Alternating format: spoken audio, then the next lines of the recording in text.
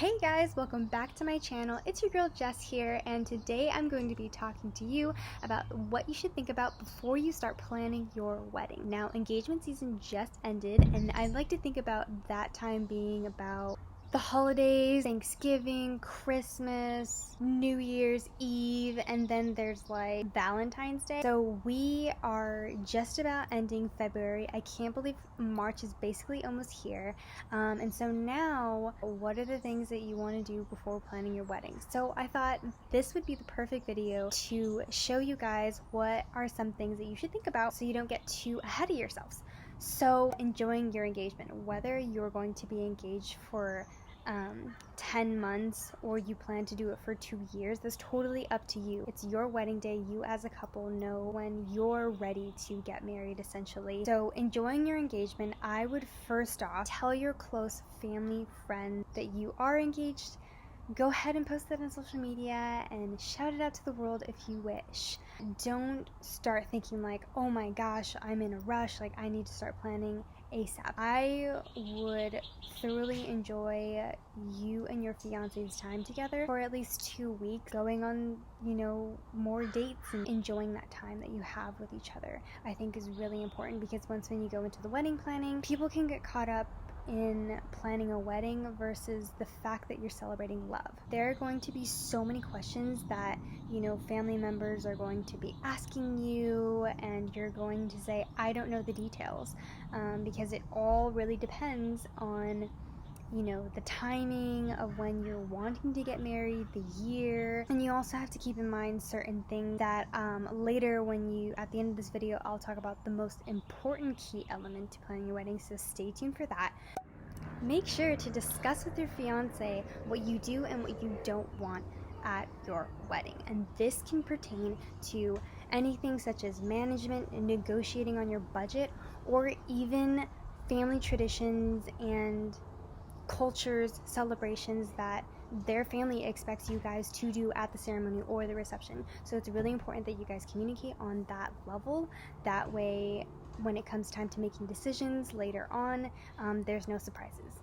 My next tip for you guys is vision boards. And if you don't know what that is, it's basically a board full of pictures that you have got off Pinterest, the internet, magazines, what have you, and it's basically this vision of what you want towards the future. You can have a wedding vision board, and this can be the type of floral you're looking for, the type of ceremony, the venue, all the little nitty-gritty stuff just for now to make a vision board. A lot of people use Pinterest and they make a virtual vision board through there. I love doing arts and crafts, so I like making a vision board from scratch with a piece of like a poster board that I can get like at the 99-cent store or something, and then cut out magazines, print out some pictures that I find off of any website, and then glue it. Just make sure that wherever you place it, that you will be seeing it every single day. That way you can envision your dream wedding.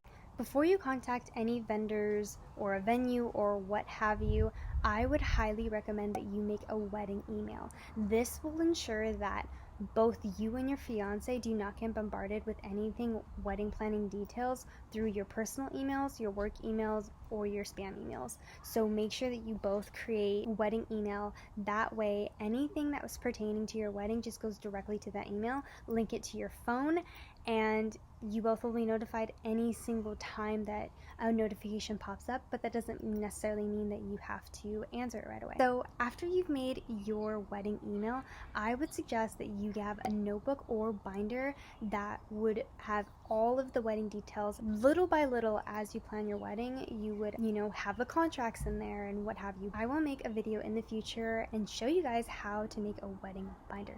So that's coming. I'm going to be talking to you about your budget, and although every single person has, a budget of whatever it is, it's your wedding day, and ultimately the only thing that matters is you celebrating the love between you and fiance. Whether your budget is $10,000 or your budget is $1 million, know that the most important things when you're talking to a venue or a vendor, they're going to ask you what is your wedding budget and what is your guest count. Those are the two important numbers that you should know. Average wedding in California is about $30,000. Now, if you're tuning in from a different state, a different country, those wedding budgets are obviously going to be different. Some might say that is a ridiculous amount of money for a wedding budget, and some might say that is a small amount. Again, it all pertains to you. Now for your guest list, this is something that's really important because typically when you are looking at a venue, you say the guest count, there's going to be a price per person that you're going to pay, and that could be $55, that can be even $1,000 per person. It is insane the amount of money that you can spend on a wedding. Typically when you're looking at a venue or you're contacting a catering company, they're going to ask you what is your guest count, because you're probably going to be paying per person for each dish. With the guest count and the wedding budget, understand that those two go hand in hand when you are talking to vendors and your venue in the future. That would be your most important people that you want there, close family and friends. Whether you want it to be intimate and having 75, maybe 50 guests there, average at 150 or 200, or you want it to go even like a much larger scale and that would be over 200 guest count, just know that you are paying per person that's going to be eating, or how many chairs that you're going to need. All of those things really matter. Once when you figured out all those other details and talk to your fiance about it, the first thing that you're probably going to want to do is find a venue. I wouldn't suggest contacting any other vendors until you have found a venue. The only other type of vendor that you should probably contact is if you are considering hiring a wedding planner and paying for a full planning service.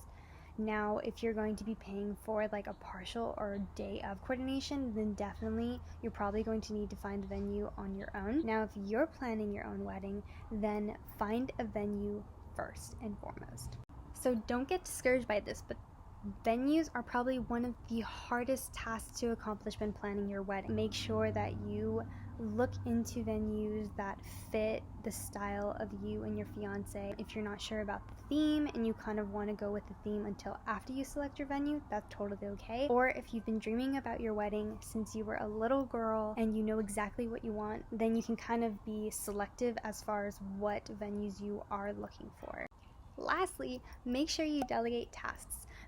Give some of the assignments to your fiance or your family and friends that want to help you out. Don't feel like you have to do this whole wedding process on your own. Unless you're hiring a wedding planner, then they're going to do the work. But know that planning a wedding takes on average about 250 hours. That's basically a full-time job itself. Know throughout this whole wedding process you are not alone. And if you have any questions that you would like answered, or you have any ideas of content that you would like me to produce in the future, make sure to comment below. That way I can be sure to see what you guys want to know about. And if you like this video, make sure to like it and subscribe. I'll see you at the next one, guys. Bye.